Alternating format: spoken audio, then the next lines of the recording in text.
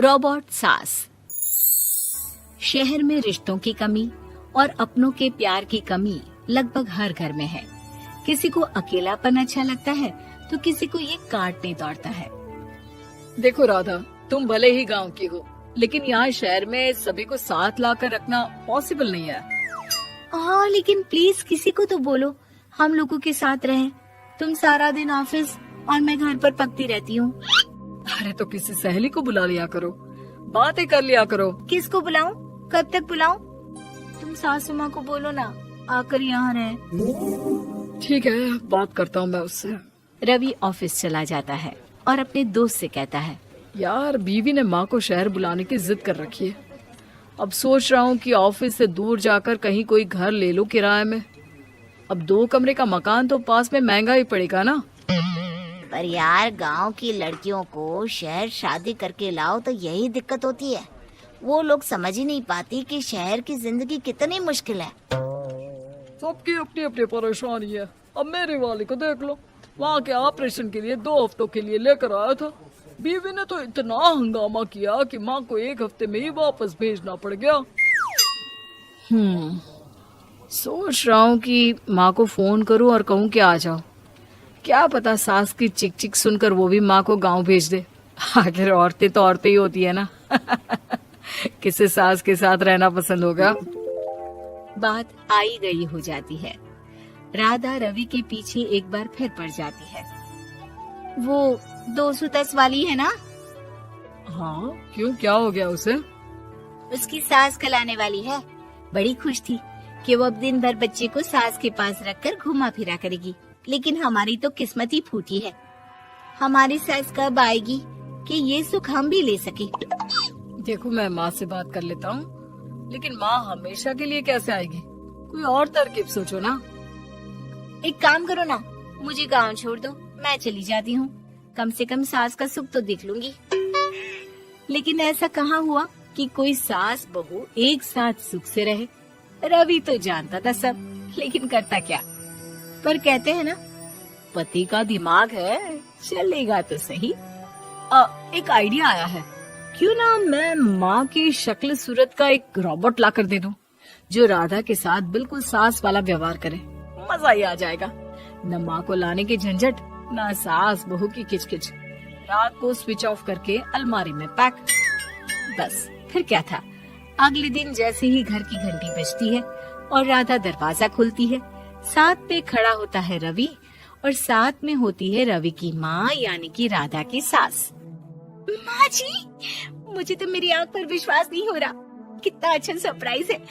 आइए माँ, आइए। मुझे भी अच्छा लग रहा है।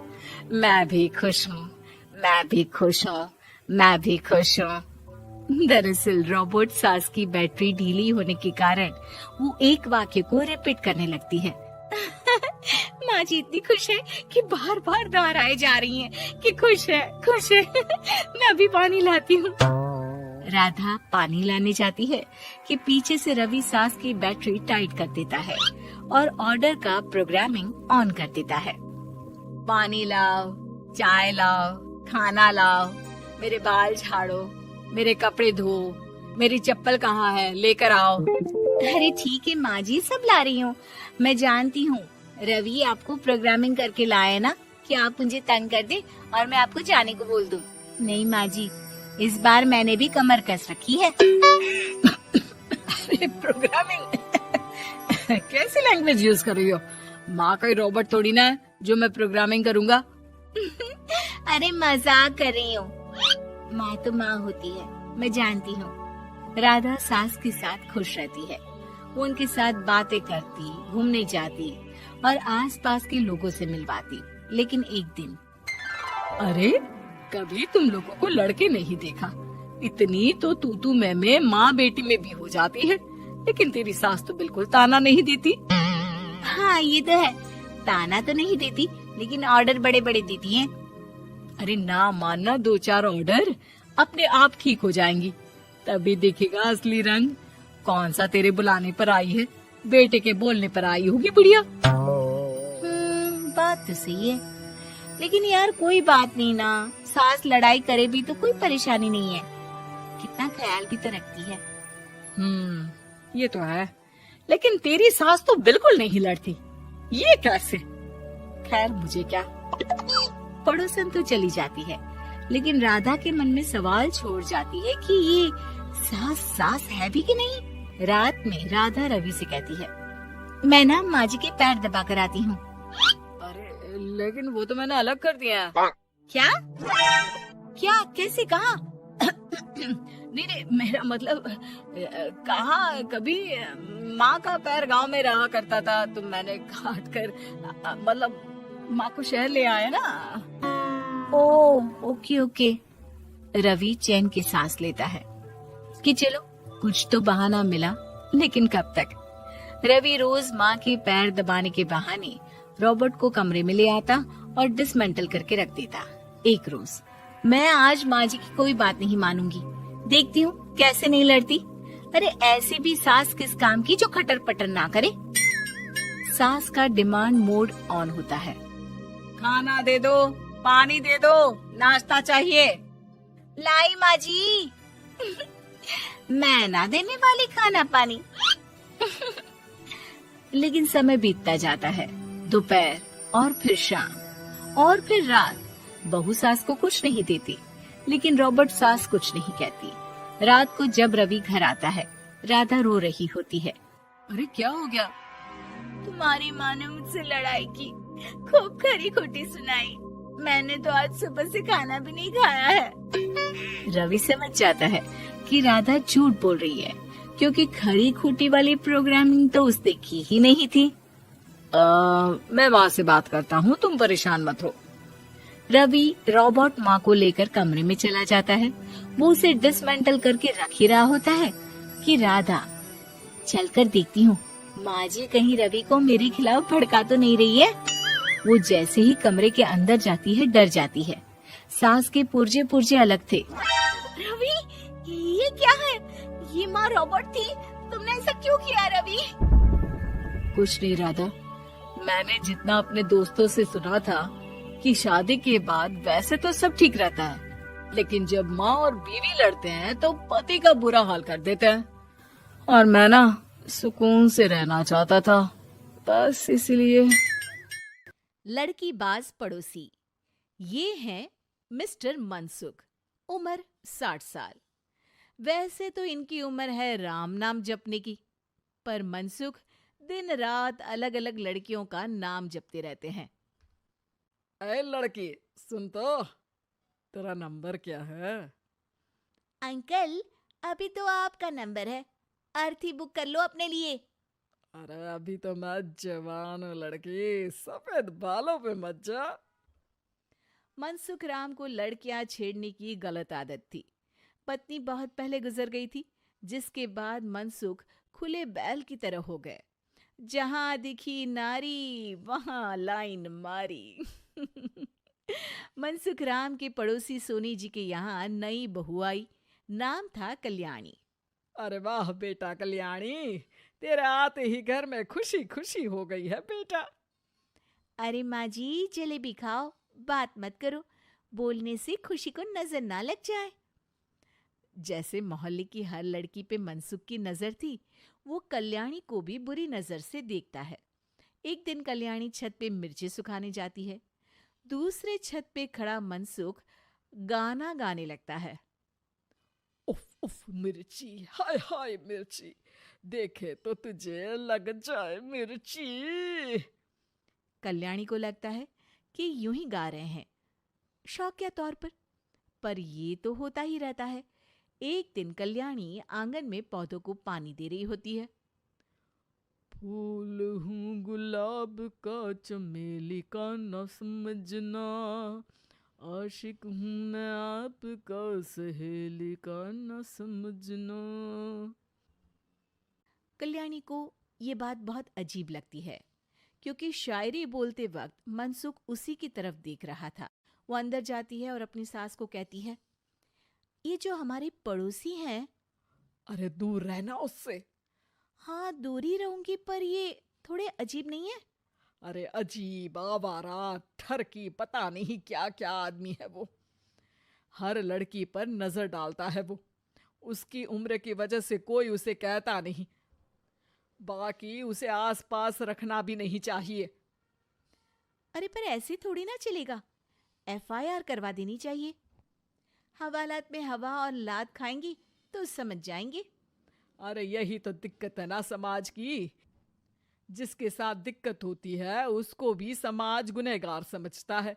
लड़की अगर बोल दे कि फलाने ने मुझे छेड़ा है तो कुछ लोग तो ये कहने लगते हैं कि लड़की की भी रजामंदी होगी ही। ये तो है, पर कुछ तो करना ही पड़ेगा। नहीं बेटा, कुछ मत कर। जबरदस्ती हम किसी से लड़ेंगे नहीं। हमारा परिवार इज्जतदार परिवार है।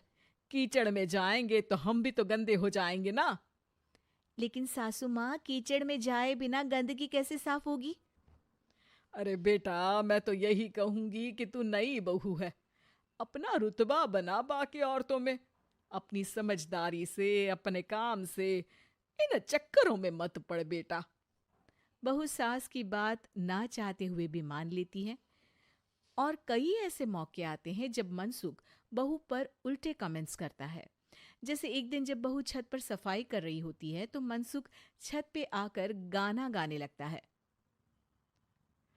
तेरा ध्यान किधर है, तेरा हीरो इधर है, तेरा हीरो इधर है। मेरा ध्यान तो आपकी हरकतों पे ही है, थोड़ा आप भी ध्यान दो कि क्या कर रहे हो आप। अरे बहू तीखी हो और मुझे मिर्ची पसंद भी है। अरे वाह। बुढ़ाओ कहीं के। बहू वापस अपने कमरे में नीचे चली जाती है। वो किसी को बताती नहीं है कि आज मनसुख ने उसे क्या कहा, ताकि घर में टेंशन ना हो। एक दिन बहू घर के बाहर रोड पर ठेले वाले से सब्जी खरीदने जाती है। भैया, प्याज के भाव कम करो ना, बिना प्याज काटे ही रुला दोगे वरना। तभी बहू की नजर मनसुख पर पड़ती है, जो वहां से गुजर रही एक लड़की को देखकर कहता है, शीशी भरी गुलाब की पत्थर पे फोड़ दूं, तेरे लिए तो जाने मन जीना भी छोड़ दूं। लड़की सहम जाती है। उसकी उम्र शायद 18-19 साल की रही होगी। बहू ने जब ये देखा कि मनसुख ने इतनी छोटी उम्र की लड़की को तंग किया है तो वो घर में जाके अपने पति से कहती है, तुम्हारा पड़ोसी मनसुख। अरे बहुत नीच आदमी है। अरे कुछ करते क्यों नहीं उसका? अरे मैं क्या करूं? पड़ोस में गंदगी है, हटानी तो पड़ेगी ना। मेरा साथ दोगे? दूंगा, लेकिन करना क्या है? हम फंसेंगे तो नहीं ना? डरो मत, अच्छे काम करने से डरना नहीं चाहिए। उस दिन कल्याणी अच्छे से तैयार होती है और मनसुख के घर जाती है। अरे वाह, आज तो घर में चांद उतर आया है। आपकी शायरी, आपके गाने मुझे यहाँ खींच लाए। शाम को मेरे पति और सास घर पर नहीं रहेंगे, आप मेरे घर आ सकते हैं चाय पीने। अरे जरूर जरूर, मुझे पता था तुम समझदार हो, पर इतनी जल्द मुझे पसंद करने लगोगी ये नहीं सोचा था। चाय पे इंतजार रहेगा। मनसुख शाम को कल्याणी के घर चला जाता है। आप बेडरूम में बैठिए, वहां चाय पियेंगे। अरे वाह बेडरूम में चाय मनसुख हंसता हुआ बेडरूम में जाता है और वहां का नजारा देख के घबरा जाता है। वहां पर मोहल्ले की वो सारी लड़कियां खड़ी हैं जिनको आज तक मनसुख ने छेड़ा था। कल्याणी भी बेडरूम में जाके दरवाजा अंदर से बंद कर लेती है। अब बेडरूम से सिर्फ डम डम डिशुम डिशुम की आवाज आती है और बीच बीच में मनसुख की चीखें भी सुनाई देती हैं। अरे माफ कर दो बिटिया, अरे नहीं नहीं नहीं, अरे डंडे से नहीं, अरे लग जाएगी।